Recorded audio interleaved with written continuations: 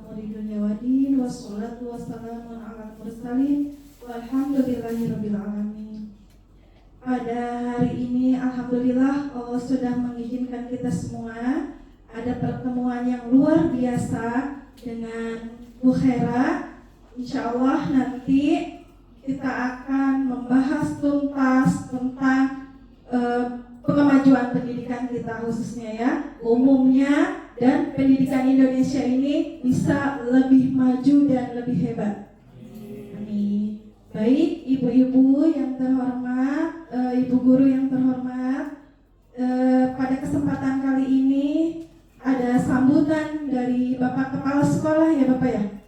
Ya, sebelumnya mungkin kita buka biar acara berjalan dengan lancar dengan membaca suratul Fatihah. Baik, ibu-ibu, mari al-hadiniyah al-Fatihah. A'udzubillahi minasyaitonirrajim. Bismillahirrahmanirrahim. Alhamdulillahirabbil alamin, arrahmanirrahim, maliki yaumiddin. Iyyaka na'budu wa iyyaka nasta'in. Ihdinas shiratal mustaqim. Shiratal ladzina an'amta 'alaihim ghairil maghdubi 'alaihim waladdallin. Amin. Sambutan yang akan disampaikan oleh Bapak Kepala Sekolah, dipersilahkan waktu dan tempat. Bismillahirrahmanirrahim. Assalamualaikum warahmatullahi wabarakatuh. Allahumma rabbi shrah li sadri wa yassir li amri wahlul 'uqdatam min lisani yafqahu qawli. Amma ba'du. Puji syukur kehadirat Allah Subhanahu wa taala atas segala rahmatnya. Salawat beserta salam kita limpahkan kepada baginda alam Nabi besar Muhammad sallallahu alaihi wasallam. Yang terhormat Bapak dan Ibu guru yang hadir pada hari ini, alhamdulillah. Yang terhormat pada hari ini yang akan melakukan diseminasi Ibu Hera Isnamalia. Alhamdulillah minggu kemarin ya, di hari Kamis kemarin kita sudah melakukan sosialisasi visi misi sekolah kita ya, dan dilanjutkan dengan diseminasi budaya positif. Ini adalah merupakan salah satu implementasi agar visi misi sekolah kita itu berjalan dengan baik. Di antaranya adalah agar peserta didik itu mempunyai karakter profil pelajar Pancasila. Agar peserta didik mempunyai karakter tersebut tentunya harus memiliki budaya positif ya. Makanya saya perlu berkomunikasi dengan Bu Hera. Saya pikir ini sangat perlu sekali melakukan diseminasi budaya positif ini, karena ternyata di modulnya Bu Hera, modul CGP ini sangat sinkron dengan visi misi sekolah kita ya, agar berpusat pada murid. Dan kebetulan Bu Hera ada tugas yaitu melakukan diseminasi budaya positif. Nah, visi misinya baru disampaikan minggu kemarin. Pada hari ini sudah ada istilahnya penyegaran atau solusi yang ditawarkan oleh Bu Hera agar visi misi kita berjalan dengan baik. Di antaranya adalah dengan melakukan budaya positif di sekolah kita. Ya, Bapak Ibu ya, semoga dapat menambah pemahaman, menambah kompetensi kita semua, termasuk saya nanti di budaya positif ini, sehingga pembelajaran di sekolah kita lebih berpusat pada murid. Tentunya sekolah kita itu dapat mencukupi kebutuhan murid ya, sehingga kedepannya kualitas pembelajarannya lebih baik ya Bapak Ibu ya. Dan untuk guru-guru yang lain, kita majukan komunitas belajar kita, OBL kita, dengan kegiatan-kegiatan seperti ini agar OBL kita maju. Yang kedua, kita bersaling tukar pikiran dan tentunya dalam rangka mensukseskan visi misi kita. Visi kita ke depannya seperti yang sudah dijelaskan kemarin, yaitu agar memiliki profil pelajar Pancasila, dan ini merupakan salah satu solusi yang ditawarkan. Kedepannya silakan Bapak Ibu guru sesuai dengan jadwalnya masing-masing yang sudah ditentukan, lakukan. Beri kami motivasi, beri kami kompetensi yang baru yang mungkin kami baru tahu, atau dilakukan refresh walaupun kami sudah tahu, agar bisa diimplementasikan di pembelajaran sehari-hari. Ya, semangat selalu untuk kita semua dan sukses. Semoga Bu Hera bisa lulus dengan nilai yang sangat memuaskan, dan tentunya Bu Hera dengan belajar di pendidikan guru penggerak bisa memberikan dampak yang positif buat sekolah kita, ya, buat guru-guru kita, buat murid-murid kita, ya, tentunya seperti itu. Dan yang pastinya berdampak positif juga buat hari Bu Hera, ya, Bu Hera. Semoga cepat diangkat ke 3K, ya, kemudian cepat juga mengikuti PPG, ya, biar pendapatannya naik juga. Bu Devi juga semoga, ya. Kemarin katanya ada update data, ya. Udah. Belum, ya Pak, silahkan diupdate. Jangan sampai tertinggal data-data itu. Jangan mengandalkan selalu saya, karena saya juga keterbatasan. Silakan cari informasi-informasi tentang karir Bapak Ibu semua. Kemudian kalau sudah, komunikasikan dengan saya dan guru-guru yang lain sudah pengalaman, sehingga tidak menjadi kendala. Hanya itu yang bisa saya sampaikan. Wabillahi taufiq wal hidayah. Wassalamualaikum warahmatullahi wabarakatuh.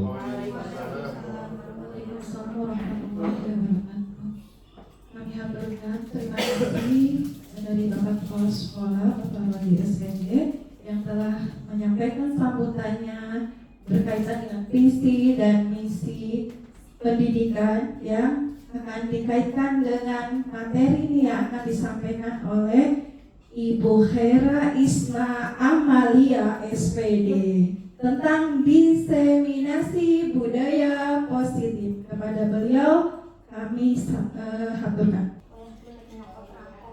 Assalamualaikum warahmatullahi wabarakatuh. Alhamdulillahirrahmanirrahim. Wabihi nasta'in ala umuri dunia waddin. Wassalatu wassalamu ala asrofil anbiya'i wal mursalin wa ala alihi wa sahbihi ajma'in, amma ba'du.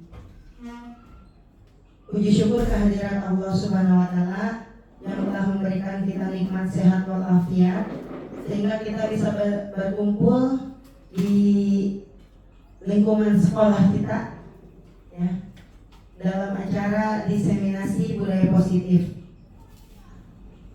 Sholawat serta salam marilah kita limpah curahkan kepada Nabi besar kita, yakni Nabi Muhammad Sallallahu Alaihi Wasallam.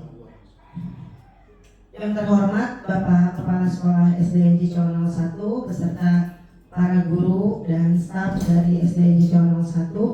Terima kasih, ya, Ibu Iga sudah memberikan waktu kepada saya, dan untuk Bapak Ibu guru juga terima kasih sudah meluangkan waktunya untuk menghadiri acara diseminasi budaya positif.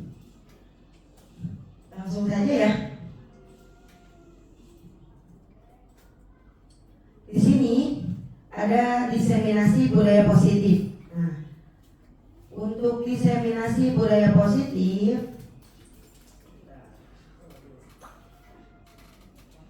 ada konsep inti dari budaya positif. Konsep inti dari budaya positif yaitu yang pertama ada perubahan paradigma belajar, yang kedua disiplin positif, ketiga nilai-nilai kebajikan, keempat kebutuhan dasar manusia, kelima motivasi perilaku manusia, yang keenam posisi kontrol guru, ketujuh keyakinan kelas, dan yang kedelapan segitiga restitusi. Pembelajaran dengan paradigma baru. Pembelajaran dengan paradigma baru merupakan pembelajaran yang dirancang berdasarkan prinsip pembelajaran berdiferensiasi sehingga para peserta didik belajar sesuai kebutuhannya berdasarkan tahap perkembangan sesuai teori psikologi modern untuk mewujudkan profil pelajar Pancasila. Profil pelajar Pancasila yaitu yang pertama beriman dan bertakwa kepada Tuhan Yang Maha Esa dan berakhlak mulia. Yang kedua ada berkebinekaan global. Ketiga ada bergotong royong. 4 kreatif. Yang kelima bernalar kritis dan yang keenam itu mandiri. Kemudian di sini ada miskonsepsi tentang teori kontrol. Dr. William Glasser melalui Swiss Theory meluruskan beberapa miskonsepsi tentang makna kontrol, yaitu yang perlu diluruskan adalah yang pertama, ilusi guru mengontrol murid. Nah, di sini ada ilusi guru mengontrol murid. Ini adalah salah satu miskonsepsi. Ya, sebetulnya kita tidak bisa mengontrol murid jika ia tidak mau.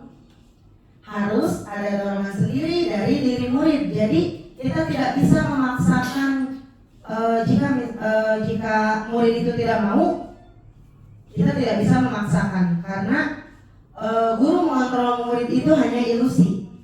Ya.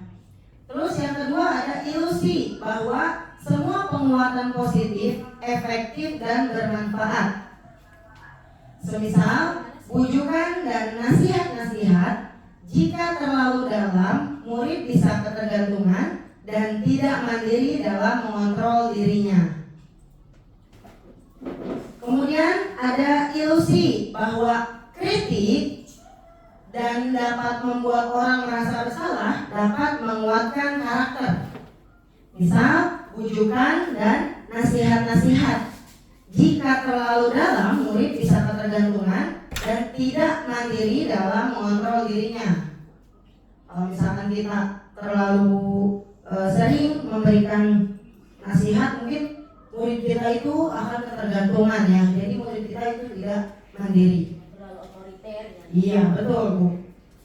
Terus ada lagi ilusi bahwa orang dewasa itu boleh memaksa. Orang dewasa memaksa itu adalah ilusi, ya. Jadi murid itu bisa menentukan pilihan dan mereka memiliki hak masing-masing, ya. Untuk di kelas misal ada siswa yang tidak terlalu suka untuk belajar menghitung, kita memaksakan terus, itu tidak bisa.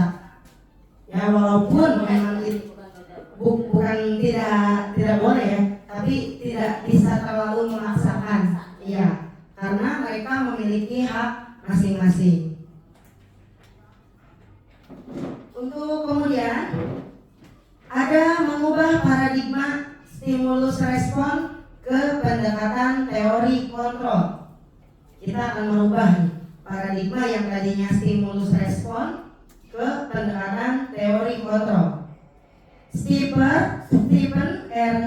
Covey, Principle Centered Leadership 1991 mengatakan bahwa bila kita ingin membuat kemajuan perlahan, sedikit-sedikit ubahlah sikap atau perilaku Anda. Namun, bila kita ingin memperbaiki cara-cara utama kita, maka kita perlu mengubah kerangka acuan kita. Ubahlah bagaimana Anda melihat dunia, bagaimana Anda berpikir tentang manusia. Ubahlah paradigma Anda. Skema pemahaman dan penjelasan aspek-aspek tertentu tentang realitas. Nah, di sini ada mengubah paradigma stimulus respon ke pendekatan teori kontrol. Yang tadinya stimulus responnya itu adalah realitas atau kebutuhan kita sama. Tapi di dalam teori kontrol itu realitas atau kebutuhan kita pasti berbeda. Ya, Bu Iis, sekarang lagi butuh apa nih? Oh, saya lagi butuh duit. Tapi kalau butuh duit kayaknya itu semua orang butuh, Bu. Termasuk saya. Misal nih, Pak Aman, kemarin ada laptopnya, kendala. Berarti yang dibutuhkan Pak Aman laptop baru. Kalau saya bukan laptop baru, tapi duit yang banyak gitu. Yang kedua ada semua orang melihat hal yang sama. Itu stimulus responnya. Kita ubah paradigma stimulus respon tersebut ke pendekatan teori kontrol, yaitu setiap orang memiliki gambaran yang berbeda. Ya kan? Saya suka baju warna merah, Bukawi suka baju yang warna biru. Seperti itu. Kita rubah karena kita semua itu pemikirannya, kebutuhannya itu berbeda. Kemudian ada kita mencoba mengubah orang agar berpandangan sama dengan kita. Itu stimulus responnya yang harus kita ubah ke teori kontrol, yaitu kita berusaha memahami pandangan orang lain tentang dunia. Jadi kita tidak boleh ya mencoba mengubah orang tuh supaya berpandangan baik terus sama kita. Kan pandangan orang itu berbeda.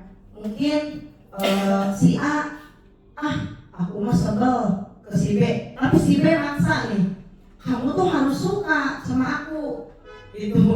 Itu harus dirubah ya. Harus berusaha memahami pandangan orang lain. Kemudian ada lagi perilaku buruk dilihat sebagai suatu kesalahan. Kita rubah dengan teori kontrol. Semua perilaku memiliki tujuan. Mungkin kita memandang kesalahan orang lain itu salah, itu tidak boleh. Tapi di balik kesalahan mereka mungkin ada tujuannya. Kita harus bisa merubah itu. Ya. Kalau misalkan ada yang salah, kita langsung menjudge orang itu salah. Padahal di balik kesalahan mereka itu ada tujuan tertentu. Mungkin cari perhatian. Nah, bisa jadi itu Bu. Ada yang cari perhatian, dia bisa berbuat kesalahan, misal Supaya ditegur gitu kan. nah iya, supaya ditegur sama gurunya. Oh, aku ditegur nih. Berarti ada perhatian. Nah, berarti Bu Karsi itu perhatian nih sama aku gitu ya. Perhatian. Oke, betul Bu, tuh bagus sekali. Terus kemudian ada orang lain bisa mengontrol saya. Orang lain bisa mengontrol saya. Itu kita harus rubah dengan teori kontrol. Hanya Anda yang bisa mengontrol diri Anda. Jadi harus percaya dengan pribadi dan kemampuan kita. betul sekali. Betul Bu. Kita harus percaya dengan pribadi dan kemampuan kita. Hebat. Begitu. Bagus sekali Bu. Jadi kita tidak bisa dikontrol oleh orang lain. Misal Pak Aman, nih saya kasih Pak Aman 1 minggu ngajar ya di kelas saya. Nggak bisa ya. Pak Aman harus bilang nggak mau gitu. Pak Aman harus bilang tidak mau karena bukan saya yang mengontrol Pak Aman, tapi Pak Aman sendiri yang harus bisa mengontrol dirinya sendiri. Yang terakhir, yang selanjutnya saya bisa mengontrol orang lain. Ini hampir sama dengan yang tadi ya. Ya, kebalikannya. Jadi kita rubah stimulusnya ke teori kontrol. Anda tidak bisa mengontrol orang lain. Sama seperti tadi, kita tidak bisa dikontrol oleh orang lain, dan sebaliknya kita juga tidak bisa mengontrol orang lain. Sama ya, cuma dibalik-baliknya. Kemudian ada stimulus respon. Pemaksaan ada pada saat bujukan gagal. Kita rubah ke teori kontrolnya. Kolaborasi dan konsensus menciptakan pilihan-pilihan baru. Misal siswa kita atau murid kita Tidak bisa dengan sesuatu, nanti kita carikan alternatif. Iya, betul sekali Bu. Iya, bagus sekali. Kalau misalkan anak tidak bisa, Mampu dan nanti kita berikan mereka, kamu bisa yang mana, mau kamu yang mana. oke, iya betul sekali Bu. Kita tidak bisa memaksakan. Misalkan anak itu nilainya tidak bisa bermain bola, ya, tapi kita paksa karena dia tidak bisa menendang. Kok kamu nggak bisa nendang sih? Ayo dong, kamu harus bisa.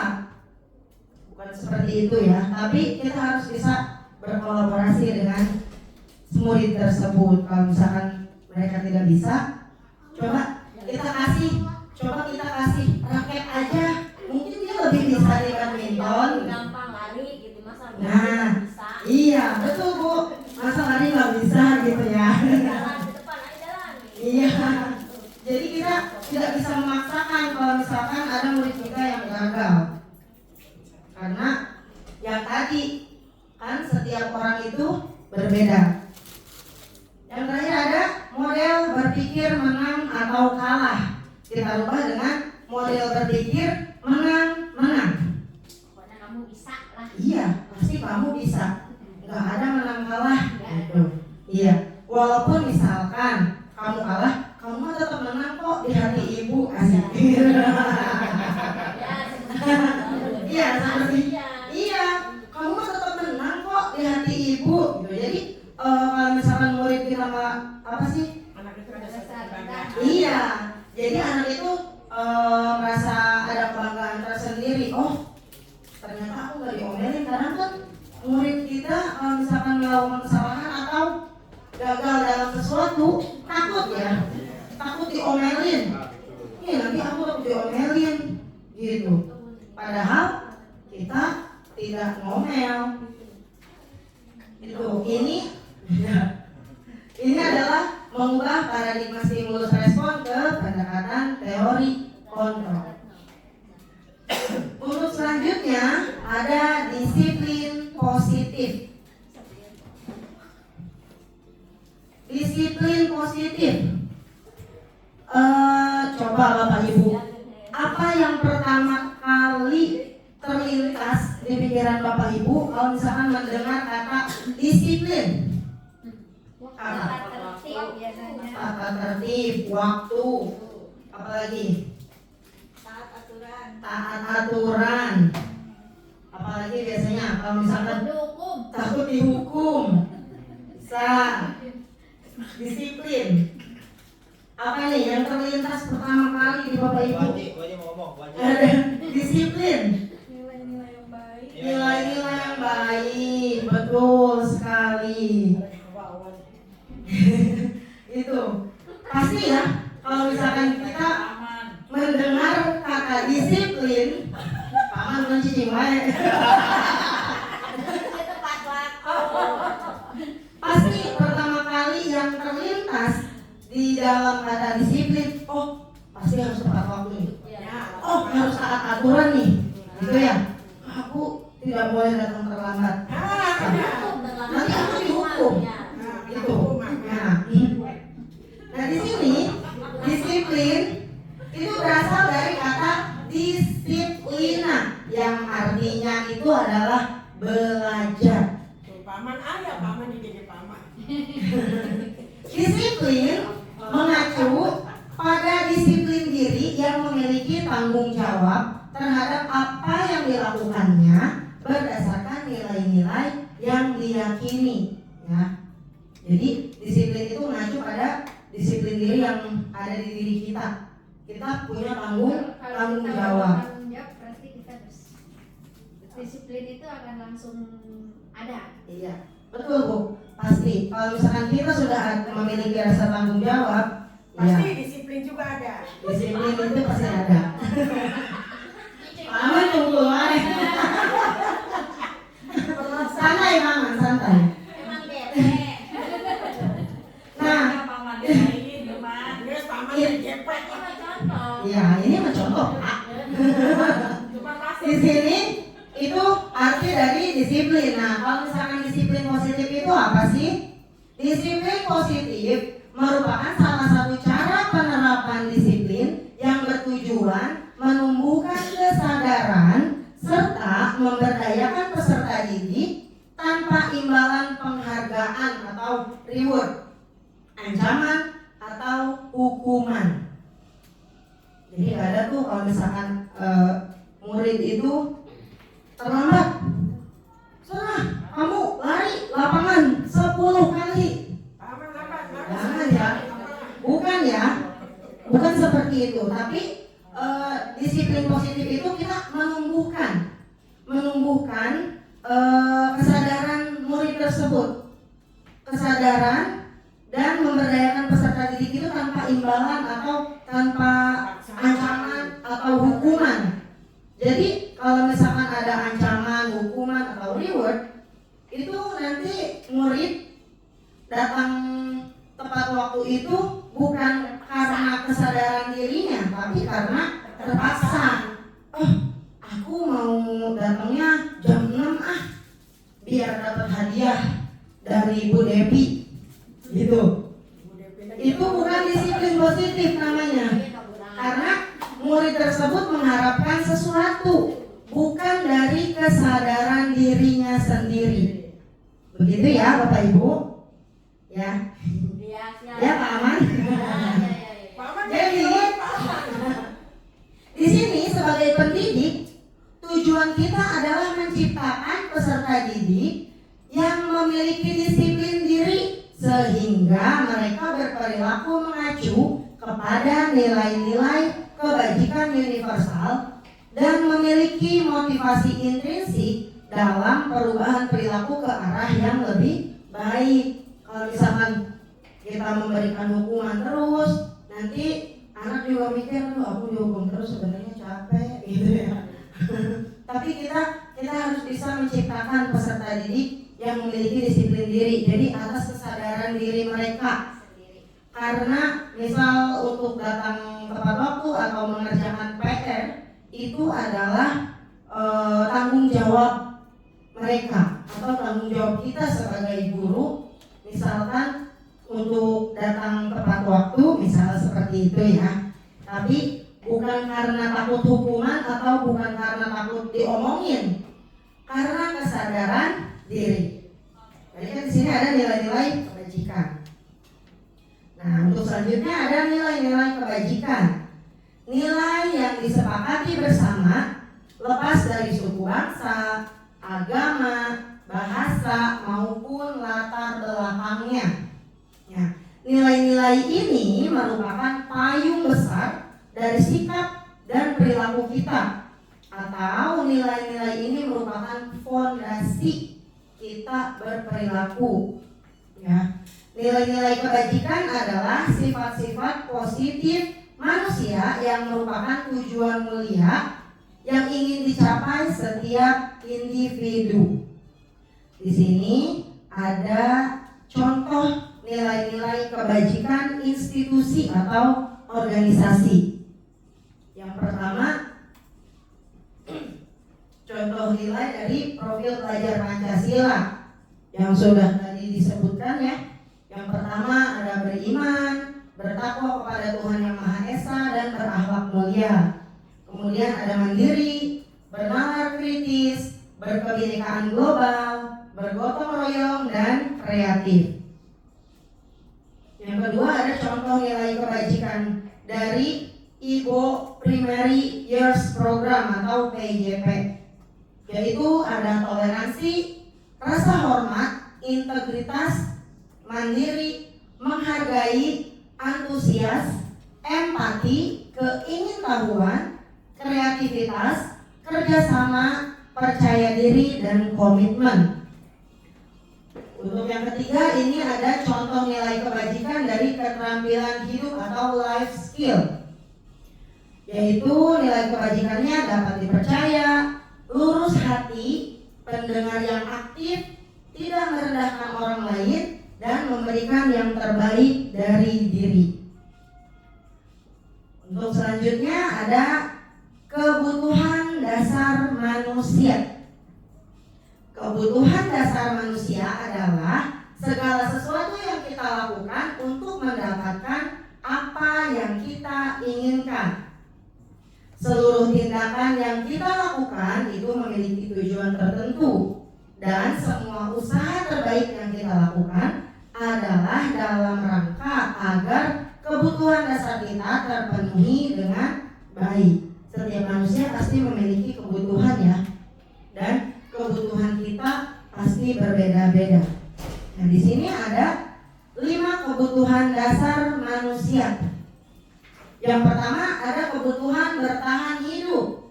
Contohnya makan, pakaian, tempat tinggal, keamanan, kesehatan. Pasti kita semua butuh makan, butuh pakaian, butuh tempat tinggal, butuh keamanan, dan juga butuh kesehatan. Makan, kalau misalkan kita tidak makan, mati. Namanya Pak Aman. Gimana Pak Aman? Kalau kita nggak makan gimana? Nanti saya langsing dong. Saya ya Pak. Kita juga membutuhkan pakaian.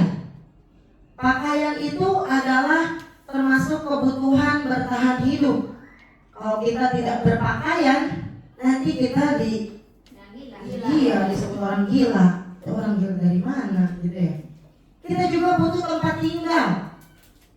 Kita kalau misalkan tidak punya tempat tinggal, emperan toko, ntar diusir sama yang punya toko. Iya, jadi gelandangan. Keamanan dan kesehatan pasti kita juga butuh itu. Untuk yang kedua, kebutuhan dasarnya yaitu kasih sayang dan rasa diterima.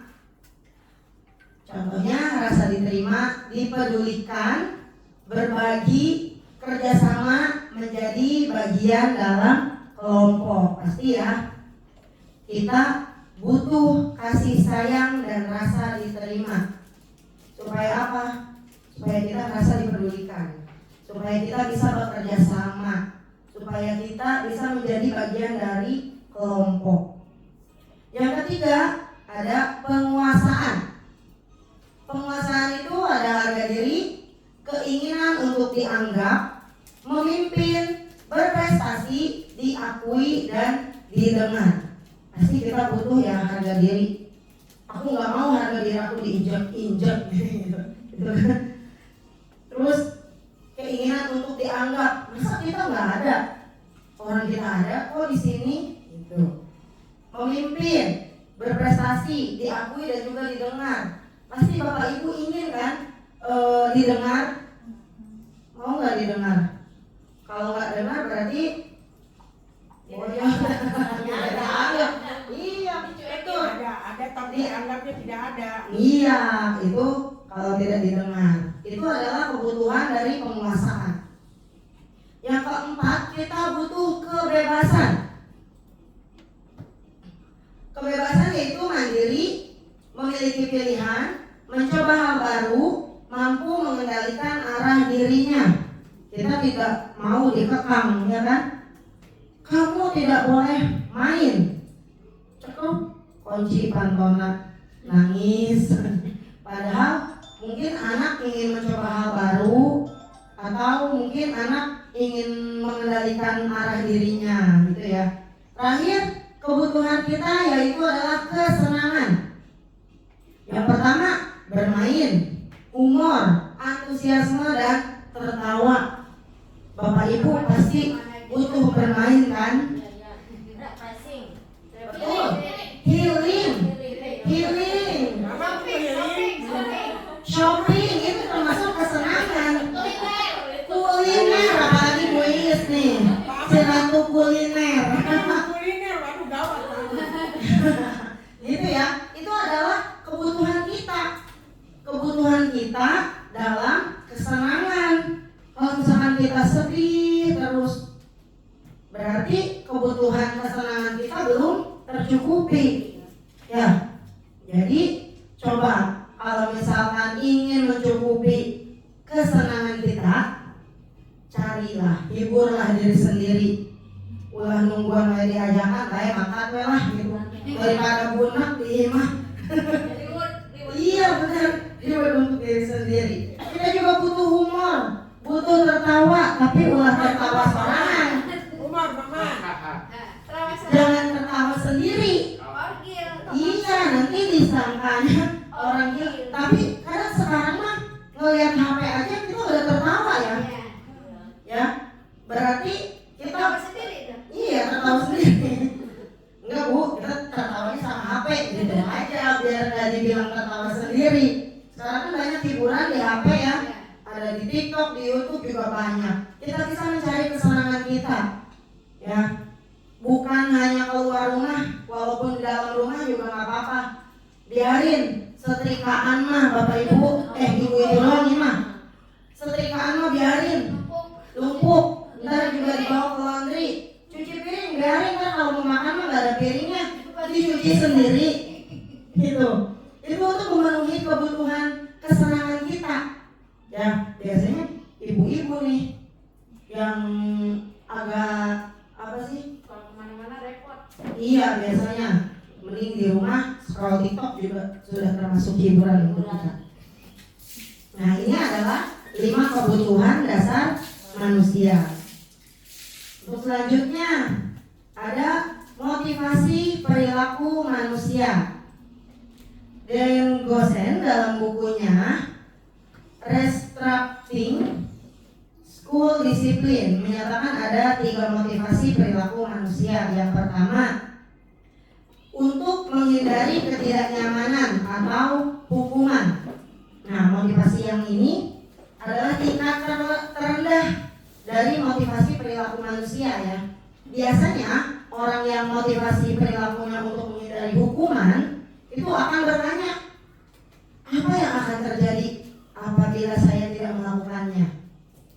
Sebenarnya mereka sedang menghindari permasalahan yang mungkin muncul dan berpengaruh pada mereka secara fisik, psikologis, maupun tidak terpenuhinya kebutuhan mereka bila mereka tidak melakukan tindakan tersebut. Nah, motivasi ini termasuk bersifat eksternal, dari luar, ya.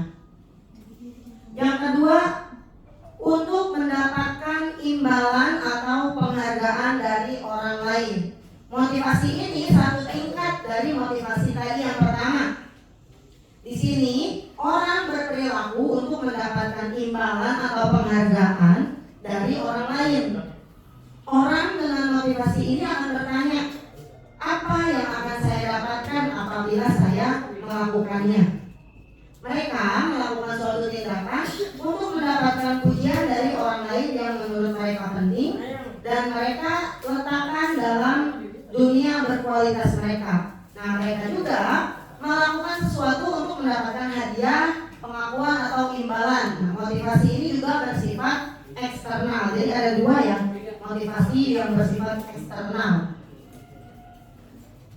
Motivasi yang ketiga, ini untuk menjadi orang yang mereka inginkan dan menghargai diri sendiri dengan nilai-nilai yang mereka percaya. Orang dengan motivasi ini akan bertanya, akan menjadi orang yang seperti apa apabila saya melakukannya? Mereka melakukan sesuatu karena nilai-nilai yang mereka yakini dan hargai, dan mereka melakukannya karena mereka ingin menjadi orang yang melakukan nilai-nilai yang mereka yakini tersebut. Nah, ini adalah motivasi yang akan membuat seseorang memiliki disiplin positif karena motivasi berperilakunya bersifat internal, bukan eksternal. Kalau ini dari dalam dirinya. Selanjutnya di sini ada hukuman, konsekuensi, dan restitusi. Yang pertama ada hukuman. Biasanya hukuman itu tidak terencana atau tiba-tiba. Ya, contohnya, misal ada anak yang terlambat datang sekolah. Kamu kenapa datang terlambat? Sana, lari, muterin lapangan 5 kali. Itu tidak terencana, tiba-tiba. Dan murid itu tidak tahu apa yang akan terjadi. Ya, terus bersifatnya satu arah. Jadi tidak ada obrolan karena bersifatnya satu arah. Hanya guru yang memberikan arahannya. Kalau muridnya diam aja. Terus ada berupa hukuman fisik dan psikis. Hukuman itu ada fisik atau psikis. Fisik biasanya dipukul, itu termasuk hukuman fisik. Kalau misalkan hukuman psikis biasanya dari omongan. Contohnya ya, dari omongan kita. Kamu itu tidak bisa terus, kamu itu bodoh. Nah, itu termasuk hukuman psikis. Kata bodoh itu akan mengganggu psikis murid. Aduh, si ibu tadi ngomongnya begitu, nanti anak jadi kepikiran. Itu termasuk hukuman psikis. Yang kedua ada konsekuensi.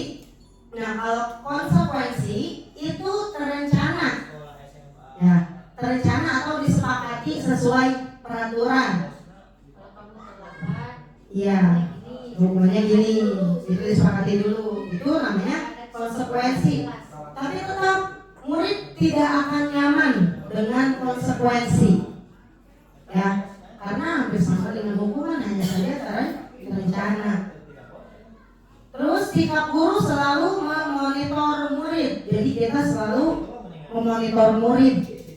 Kalau misalkan konsekuensi, kamu tadi tidak membawa topi, sekarang kamu pulang, ambil topi kamu. Itu konsekuensi. Kita memonitor murid. Yang ketiga ini ada restitusi. Nah, restitusi itu adalah proses menciptakan kondisi bagi murid untuk memperbaiki kesalahannya. Jadi kita tidak memberikan hukuman, tidak memberikan konsekuensi. Nah, restitusi ini proses kolaboratif yang mengajarkan murid untuk mencari solusi sendiri. Jadi kita tidak memberikan solusi, tapi murid tersebut yang mencari solusi untuk dirinya sendiri. misalnya dia terlambat terus, bagaimana dia nanti biar tidak terlambat. Nah, iya Bu, seperti itu namanya restitusi. Kita tanya, kenapa kamu terlambat?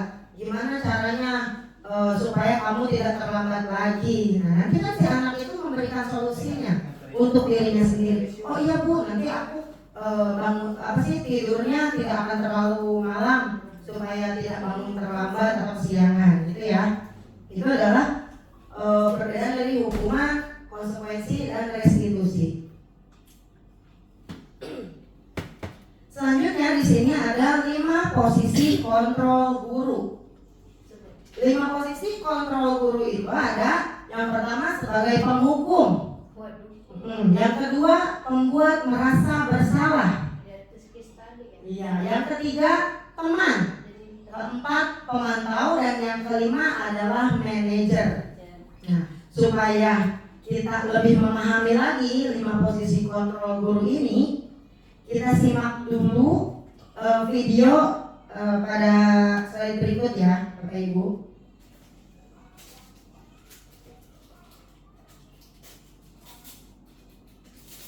Nah, di sini ada posisi penghukum dulu.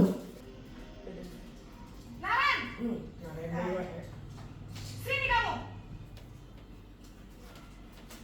Selamat pagi, Bu. Selalu terlambat. Kamu deh, pasti terlambat. Maaf, Bu. Saya Apa? Apa coba? Alasan kamu apa lagi? Kapan sih kamu tidak terlambat? Malas sekali ya kamu jadi anak. saya Dasar pemalas. Gak kapok-kapok sih kamu. Sudah berapa kali terlambat? Sana, kamu keliling lapangan basket 2 kali. kenapa saya harus keliling lapangan basket, Bu? Kenapa? Kamu melawan ibu. Berani-beraninya jawab. Sudah terlambat, masih berani jawab pula. Sekarang, keliling lapangan basket 5 kali sekalian. Biar kapok. Cepat. Pergi sana ke lapangan basket.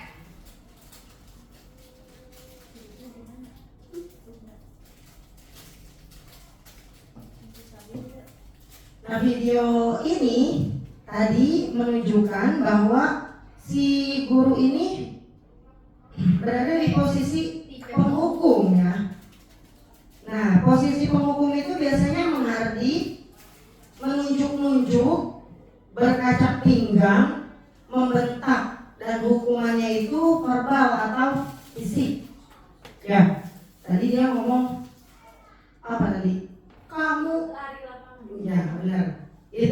Itu adalah contoh posisi penghukum. Nah, dampaknya posisi penguping itu murid menjadi pendendam, jadi sebel gitu ya sama gurunya, dihukum dulu, ini aku sama Bu Hera misalkan gitu. Terus dampaknya tidak menyukai guru atau mata pelajaran yang diampu. Biasanya sama guru-guru yang galak, kadang kan anak suka sebel ya gitu. Itu mungkin karena terlalu sering mendapat hukuman. Nah sekarang posisi yang kedua yaitu posisi kontrol, pembuat merasa bersalah.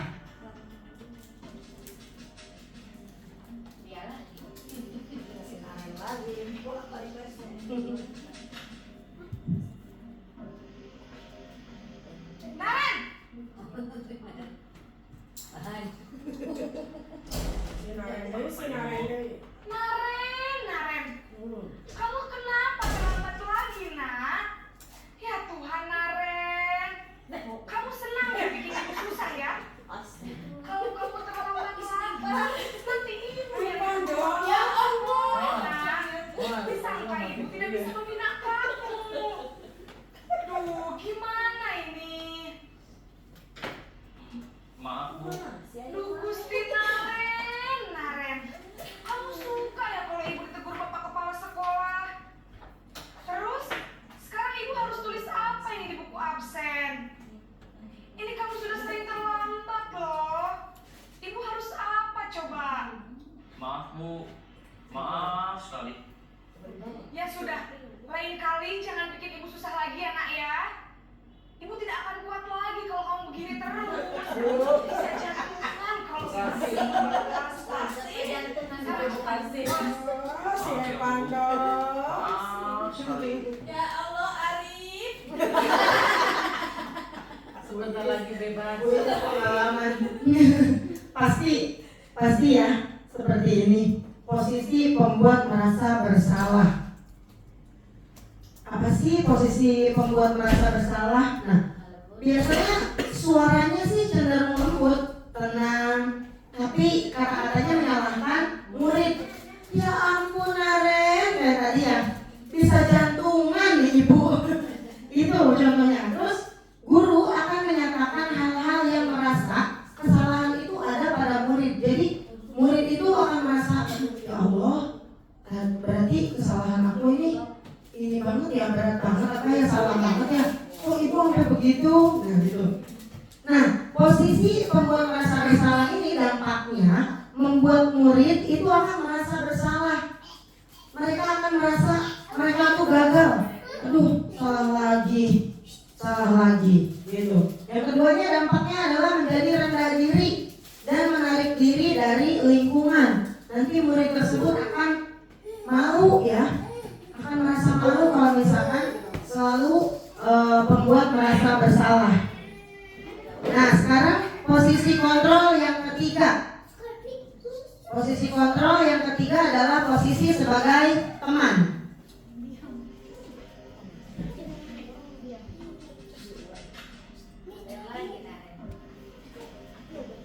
Naren,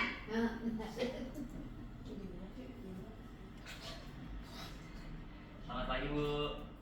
wah sudah jam berapa ini nak? Terlambat lagi ya sayang. Iya Bu. Habis ibu saya lupa bangunkan saya Bu. Kamu malah menyalahkan ibu kamu. Kamu bukannya anak yang larinya paling kencang. Kok terlambat sih?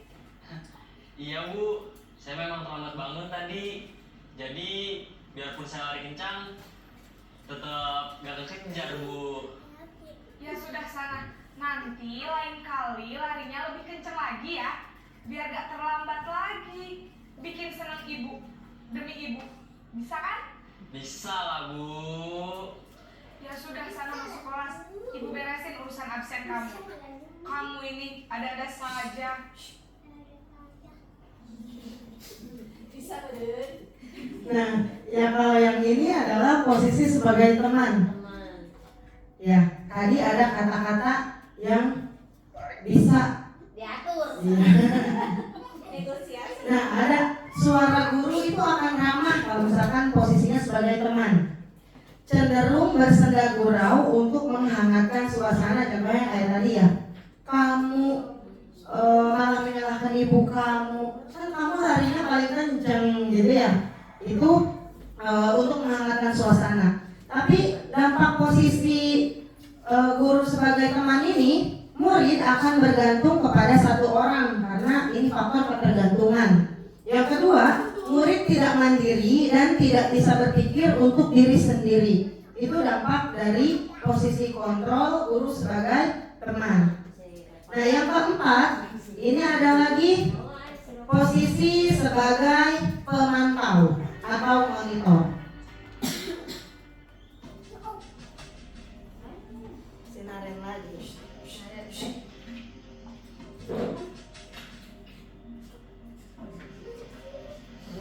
Naren,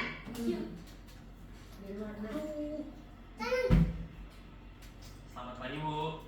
Naren, apa peraturan sekolah kita tentang jam berapa kita harus masuk sekolah, nak? Kita harus di sekolah jam 7, Bu. Iya betul, sekarang sudah jam 7.20. Naren sudah tahu konsekuensinya jika terlambat hadir. Paham, Bu. Saya harus tinggal kelas pas jam istirahat selama 20 menit. Iya benar, konsekuensinya demikian.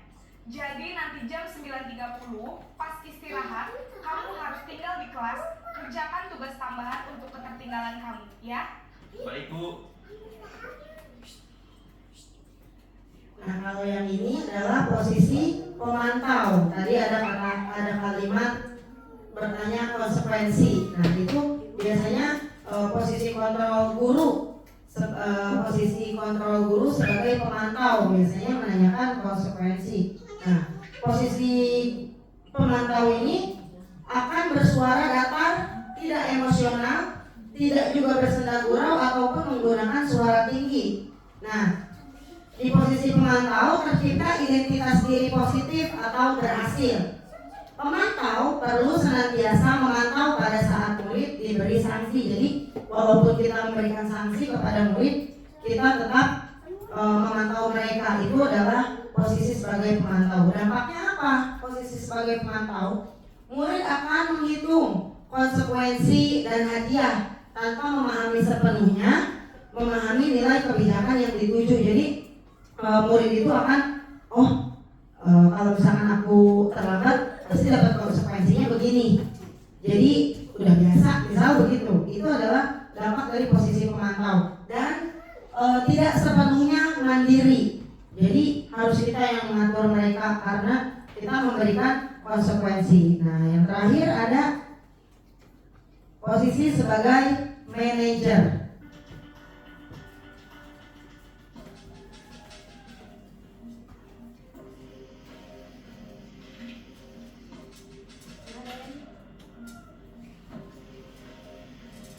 Naren!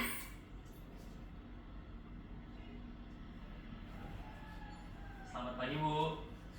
Selamat pagi, Naren. Maaf, Bu. Saya terlambat. Iya, sekolah masuknya jam 7, sekarang sudah jam 7.20. Jadi sekarang bagaimana ini, Naren? Maaf, Bu. Saya lupa setel alarm saya semalam. Baiklah, menurut kamu, keyakinan sekolah yang mana yang perlu kamu tingkatkan? Menghargai diri sendiri dan orang lain mungkin ya, Bu. Setuju. Jadi, apakah Naren meyakini prinsip saling menghormati tersebut? Iya, Bu. Saya meyakininya. Apakah Naren bersedia memperbaiki masalah keterlambatan ini? Bersedia, Bu. Bagaimana kamu akan perbaiki masalah keterlambatan ini? Saya akan coba untuk tidak lupa menyetel alarm saya, Bu. Baik, kalau Naren lupa menyetel alarm di rumah, ada orang yang kira-kira bisa bantu mengingatkan tidak? Ada, Bu. Kakak saya, Kak Emma. Ada lagi selain Kak Emma? Selain Kak Emma, ada ibu saya. Baik, jadi yang mengingatkan Naren adalah Kak Emma dan ibu kamu ya? Kira-kira akan mulai setel alarm kapan nih, Naren? Setelah pulang sekolah, akan segera saya lakukan.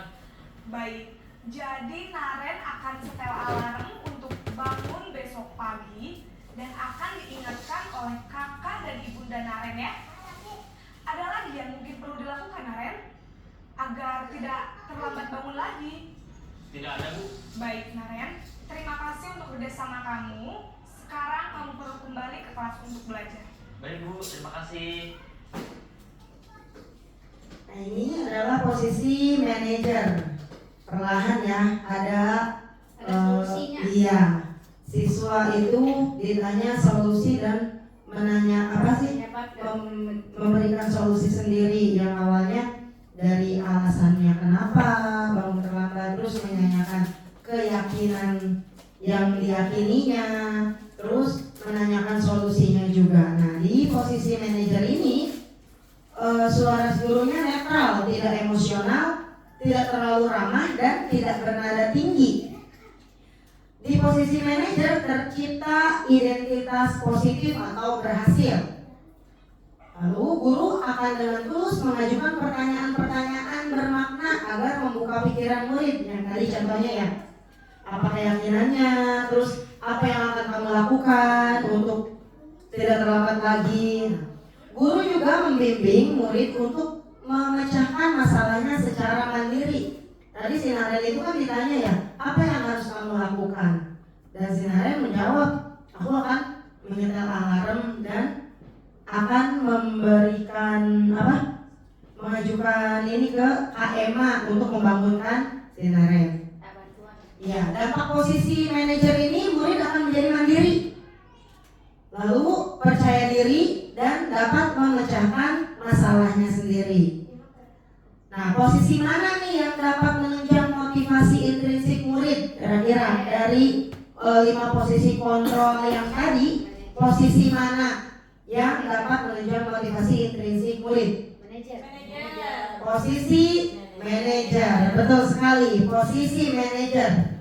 Di posisi manajer, guru dapat menerapkan disiplin positif yang berpihak pada murid, yang memerdekakan murid. Nah, yang biasanya kita menjadi seorang posisinya penghukum, kadang kita juga pembuat merasa bersalah. Nah, kita rubah menjadi di posisi manajer, karena posisi manajer ini guru bisa menerapkan disiplin positif.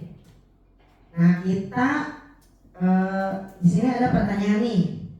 Posisi kontrol apakah aku? Nah, di sini ada kalimat saya kecewa sekali dengan kamu. Nah, di kalimat ini posisi kontrol mana guru ini? Merasa bersalah.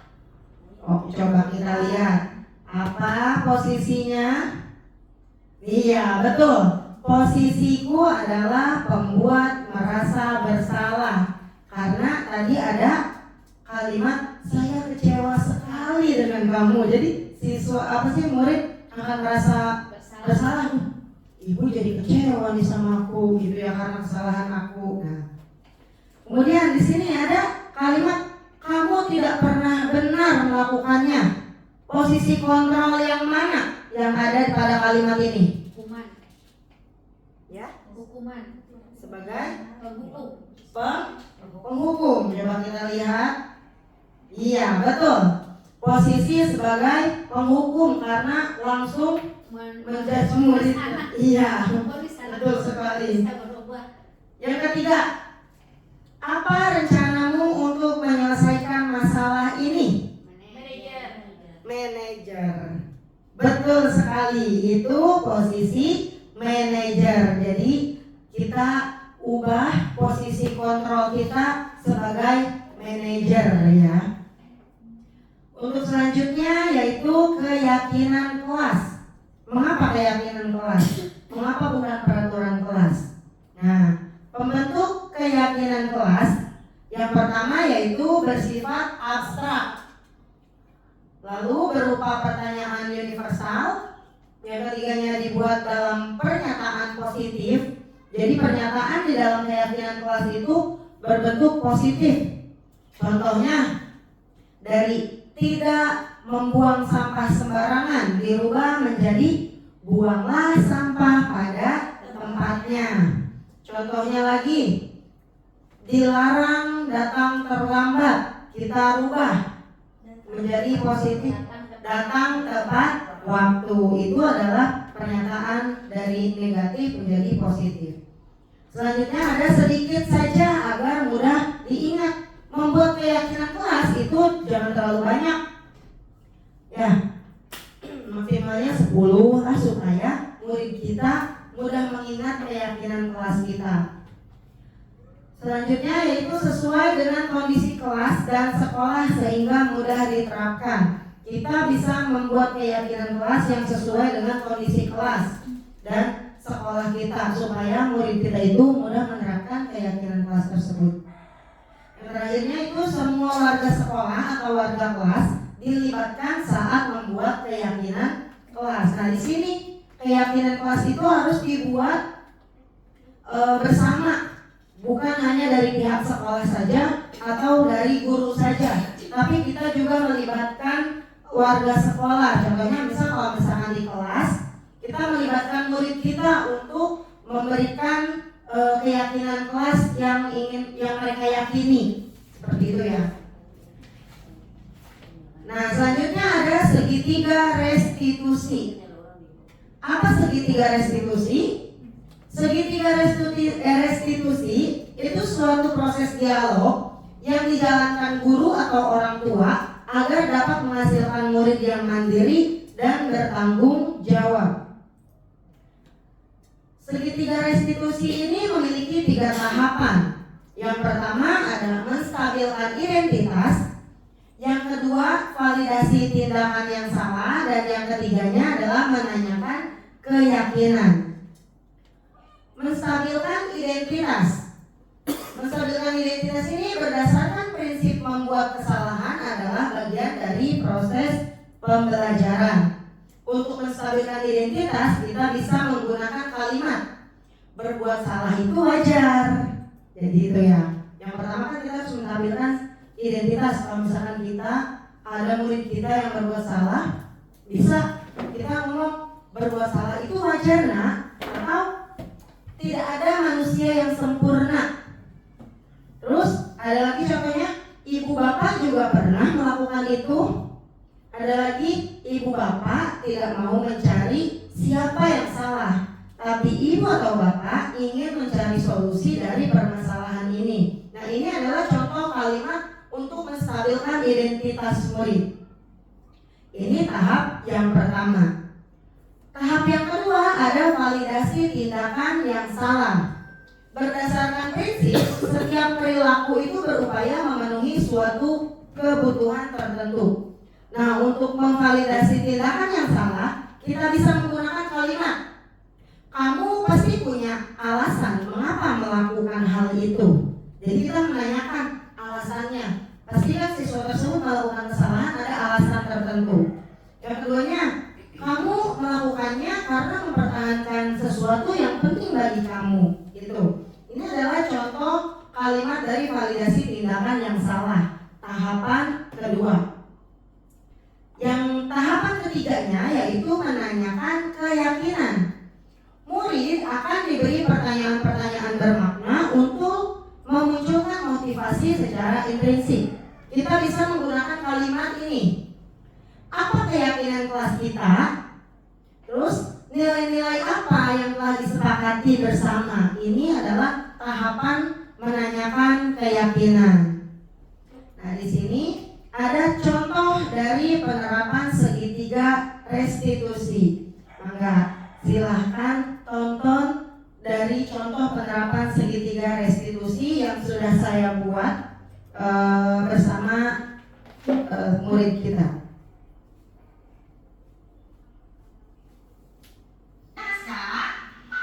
Selamat siang, Bu. Aska, tahu tidak kenapa Ibu panggil ke sini? Tidak tahu, Bu. Aska, tadi saat ulangan waktu di kelas, Ibu melihat Aska melihat jawaban temannya. Atau mencontek. Tadi Aska melihat jawabannya Rizky. Betul apa tidak? Betul, Bu. Mencontek itu perbuatan baik atau tidak baik, nak? Tidak baik, Bu. Baik, Aska. Setiap manusia pasti pernah berbuat kesalahan, termasuk ini. Dengan mencontek, berarti Aska telah berbuat suatu mau mencari siapa yang salah. Tetapi ibu mau membantu Aska untuk mencari solusi supaya Aska tidak mencontek lagi. Aska pasti punya alasan kenapa tadi mencontek. Coba cerita sama ibu. Tadi malam saya tidak belajar, Bu. Kenapa tidak belajar? Aska main atau ketiduran? Tadi malam saya keasikan main game, Bu. Baik, berarti karena semalam Aska keasikan bermain game, sehingga Aska tidak belajar dan sulit untuk mengerjakan soal ulangan harian. Betul? Betul, Bu. Baik, Aska masih ingat dengan keyakinan kelas yang telah kita sepakati? Masih, Bu. Kira-kira keyakinan kelas apa yang Aska langgar? Jujur dalam bertindak. Aska yakin bahwa sikap jujur itu diperlukan dalam diri kita. Aska yakin sikap jujur itu baik untuk diri kita. Yakin, Bu. Oke, karena Aska yakin, kira-kira apa yang harus dilakukan agar Aska tidak mencontek lagi? Karena mencontek ini perbuatan yang tidak jujur. Belajar, mengerjakan semampunya, dan berdoa kepada Allah. Nah, Aska sudah tahu kan apa yang harus kamu lakukan agar kamu tidak mencontek lagi? Sudah, Bu. Sekarang pertanyaannya, kapan Aska akan memulainya? Mulai hari ini, Bu. Baik, berarti mulai hari ini Aska melakukan apa yang sudah dikatakan tadi ya? Iya, Bu. Apa saja tadi? Belajar, mengerjakan semampunya, dan berdoa kepada Allah. Terima kasih Aska. Ibu yakin Aska mampu menjadi pribadi yang lebih baik lagi dan selalu bersikap jujur dimanapun berada. Siap untuk memulai kebiasaan baik ini? Siap, Bu. Oke, sekarang Aska boleh kembali ke kelas ya. Baik, terima kasih, Bu. Assalamualaikum warahmatullahi wabarakatuh. Perkenalkan, nama saya Aska dari siswa SD Negeri Cijau 01. Saya sangat senang diajak Ibu Faida untuk memahami masalah saya dan mencari solusi dari permasalahan saya sendiri tanpa memarahi dan menghukum saya. Terima kasih untuk bimbingan Ibu Faida. Wassalamualaikum warahmatullahi wabarakatuh. Waalaikumsalam warahmatullahi wabarakatuh. Nah, ini adalah contoh penerapan segitiga restitusi yang sudah saya lakukan di kelas. Jadi ada siswa yang mencontek, tapi kita tidak langsung menjudge di kelas, kamu nyontek, keluar. Jadi itu bukan seperti itu untuk melaksanakan segitiga restitusi. Itu ada tahapannya ya. Tadi yang sudah dijelaskan. Nah, dan di sini sebagai penutup, dalam penerapan program disiplin positif, hendaknya guru memiliki standar kepribadian, profesional, dan sosial yang baik, di mana guru mampu merefleksi dirinya dalam posisi kontrol saat ini. Bagaimana perjalanan dirinya sebagai among atau manajer yang menuntun murid-muridnya menjadi insan yang mandiri, merdeka, dan bertanggung jawab sesuai dengan standar nasional pendidikan. Nah, cukup sekian Bapak Ibu diseminasi budaya positif yang bisa saya sampaikan. Semoga diseminasi budaya positif ini bisa bermanfaat untuk kita semua dan Bapak Ibu dan bagi saya sendiri bisa menerapkan semua budaya positif yang sudah tadi diseminasikan di sini supaya kita terapkan di kelas bersama murid-murid kita dan kita menjadi seorang posisi manajer. Dan untuk melakukan restitusi kita bisa melakukan dengan 3 tahapan yang tadi. Nah, semoga bermanfaat ya Bapak Ibu. Cukup sekian materi dari saya. Kurang lebihnya saya mohon maaf. Maafkan juga jika ada kesalahan atau omongan yang mungkin kurang berkenan di hati Bapak Ibu. Sekian, terima kasih. Wassalamualaikum warahmatullahi wabarakatuh. Saya kembalikan kepada Ibu Iga. Masya Allah, terima kasih Bu Hera atas pemaparannya. Silakan Ibu Bapak kita kasih aplaus dulu buat Bu Hera. Ilmu yang sangat bermanfaat insya Allah ya, yang kita harus terapkan, benar-benar diterapkan nih di kelas kita masing-masing. Semoga kita bisa menerapkannya dari pemaparan materi-materi yang disampaikan Bu Hera. Baik, Ibu Bapak, terima kasih sudah hadir di tempat yang kita cintai, yaitu SDN Cicau 01 dengan Bu Hera pematerinya. Kurang lebihnya mohon maaf dari saya sebagai MC. Ilmunya mudah-mudahan kita bisa terapkan dan kita gunakan sebaik mungkin. Wassalamualaikum warahmatullahi wabarakatuh.